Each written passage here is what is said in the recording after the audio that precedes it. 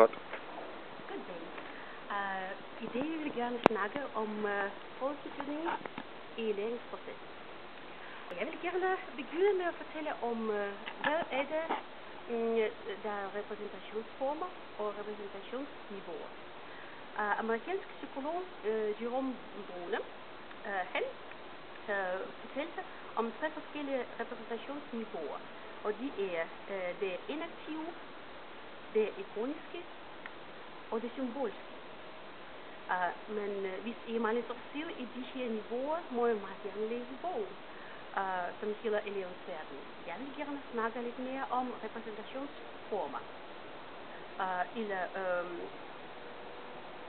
hvad kan man sige om de her former? De er meget spændende, fordi der er forskellige spørgsmål, man kan besvare, når man ved repræsentationsformer. Og når man arbejder i folkeskolen, er det meget vigtigt at vide alt om de her former, fordi det er dem, der beskæftiger sig med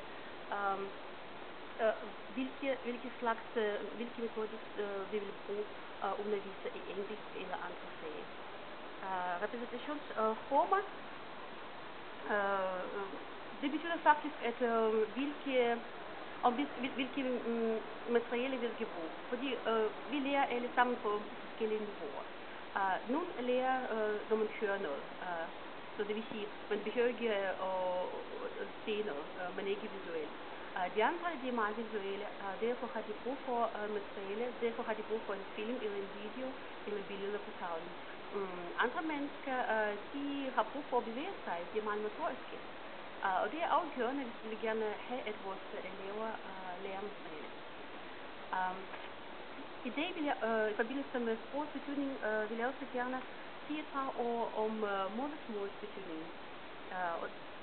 På grund af at det danske samfund bliver mere og mere internationalt, der kommer mennesker med anden baggrund og alle mulige sprog hjemmefra. Og derfor kommer børn med andet modersmål i den danske skole. Og derfor skal vi vide, hvordan den slags elever skal håndtere. Der var mange undersøgelser, som viste, at modersmål skal mestres før barnet lærer andet sprog. Det er afgørende. Og de grundlæggende begreber og de kommunikative færdigheder bør også mestres på modersmål. Senere kan barnet lære 2, 3 og flere fremmedsprog. Og det bliver så dansk bliver sprog nummer 2. Der er også et begreb, som hedder tosprogethed. Det opfattes som en situation, hvor mennesket mestrer 2 sprog lige godt. Tosprogethed, der er 2 slags. Tosprogethed det er inden for familien og mellem familien og samfundet.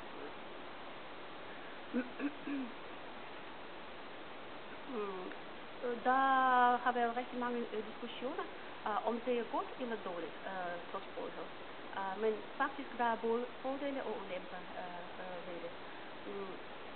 Der er et argument mod tosprogethed, som er at barnet sammenblander ord og syntaks i de 2 sprog og udvikler sine sprogevner senere, hvis barnet lærer 2 sprog samtidig. Til gengæld der er rigtig mange fordele. At barnet kan begge sprog, kan kommunikere både med familien fra begge steder, fra morens side og fra farens side. Og plus international forskning viser, at tosprogede børn udvikler en bedre hjerne end etsprogede. For eksempel Vygotsky-teori er blandt de andre, som beviser det. Og nu vil jeg gerne give ord til min kollega, Sebastian.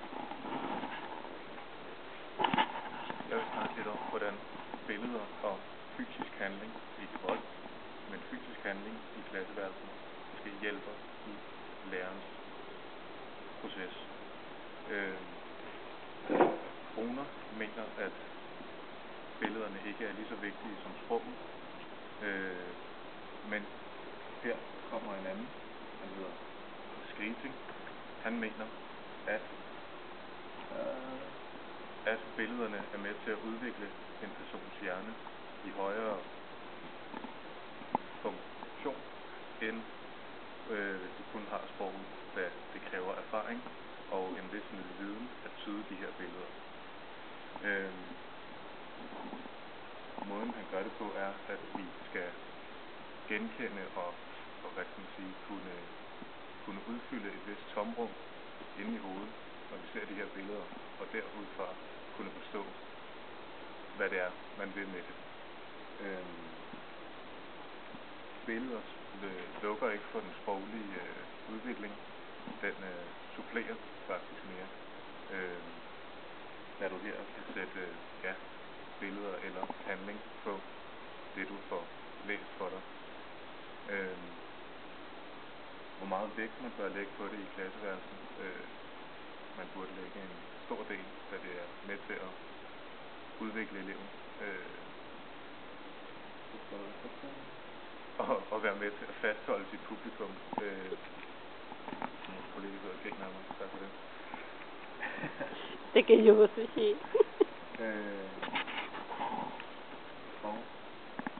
Der er nogle rigtig flotte omgivelser her. Prøv at se. Der er kroner, det er rigtig, rigtig flot sted. Har du mere at sige bagefter? Nej. Du er færdig? Jeg er færdig. Så kører jeg mit færdig også. Ja. Og sidst men ikke mindst har vi om en fyr, der hedder Bakhtin, som snakker om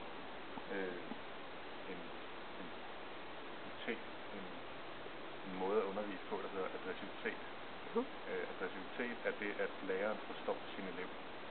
At han kan sætte sig ind i, hvordan eleven har det i dag, eller om hvor smart eleven er, eller om eleven kan det her stof, man nu arbejder med.